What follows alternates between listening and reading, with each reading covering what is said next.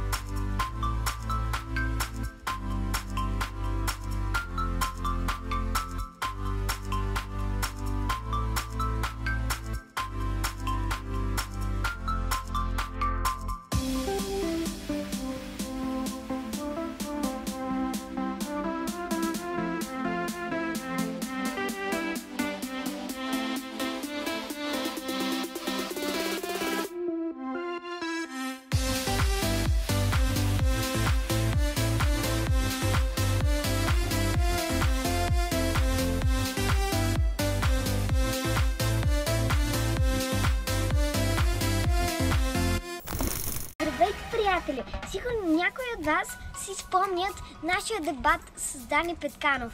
Къмпинг или 5-звезден хотел? Той тогава имаше възможност да ми покаже неговата хотелска стая, но пък аз сега ще му покажа моят кемпер. Заповядайте! Моят кемпер се състои от холна част, която може да стане и на легло. Стои се от кухненска част, в която мама може да си готви или да си прави сутрешното кафе. Второ легло, на което могат да спят 2 човека. Има и туалетна и баня. А на всичкото отгоре имам и страхотна си вю. Нали така беше модерно да се казва? Елате след мен!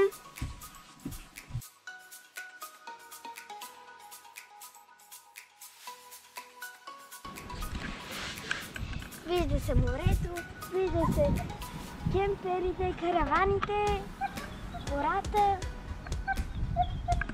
и острова. Всичко е толкова прекрасно.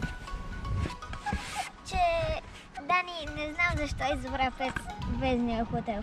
Сигурно много хора са гледали моите сторита и публикации. Дано да са ви харесали.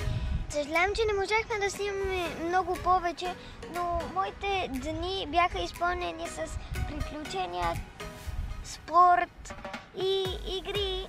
Ние карахме също сърф, което е гребане, уиндсърф, което е както една моя приятелка казва, дъска за гладене с перде, но това е дъска с плътно и се кара по вятъра.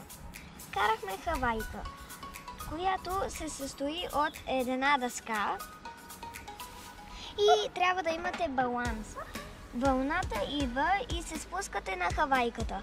След това можете да се изправите, ако сте добър. Ако не, малко е по-трудно и трябва да се научите. Гребете, отблъскват ви и се хващате на вълната. Много бяха забавни сутрините, защото с Явор, моя приятел, оправяхме си багажите, качвахме се на колелетата и отивахме на кайтбара или на КСП-то. И там карахме, спортувахме и си тръгвахме на обяд. Хапвахме, четохме и продължавахме да си играем. И така прекарах аз моята лятна ваканция, но днес, за жалост, ще трябва да си тръгна. Това, което видях, ми хареса, обаче не видях да караш нито този съп, нито тази хавайка. Да, защото бяхме толкова заети и ежедневието ни беше толкова динамично, че нямахме време да снимаме. А и тогава нямах собствен канал. Ти какво тук ми искаш само да ми трупаш гледания? На твой гръб. Аз така правих до сега, ама сега като си направи канала и свършиха гледанията на твой гръб. Ти ще ми таковаш. Сега ще да ти прехвърля аудитория. Тогава още веднъж да кажа, скъпи приятели, може да се абонирате за канала на Боян Цветков. Отдолу в описанието има линк. Ще бъде много готино, колкото може повече хора да се съберат за по-кратко време. Ще кажеш само, че ще има 3 рубрики.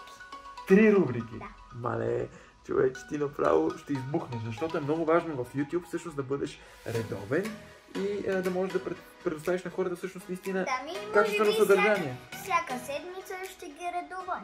Всяка седмица ще имаш със сигурност по едно видео, така ли да разбирам? Да. Добре, ще има ли нещо, което ще е свързано с хората на улицата, примерно? Да. Да! Оцелих, аз досещам, значи какво може да бъде. Няма да казвам. Аз съм Боян Цветков, a.k.a. Младия репортер. Окей, бай-бай! Сигурно се правя, защото първо говореха на български. Поред мен е баба, не майка. Не беше честна и призна, че като малко не й се учил. Това е, слагах съм. Годна праса.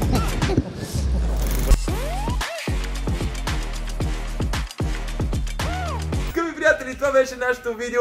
Последно с Боян в нашия канал Мамо Модел и Лудия Репортер. Може да последвате канала на Боян Цветков Бобо TV в YouTube. Ти може да му смениш името по някое време, ако прецениш. За сега това ти харесва. Бобо TV. Защо Бобо TV? Защото ще има 3 рубрики. Поне за сега. Поне. Добре, да видим колко си сериозен само.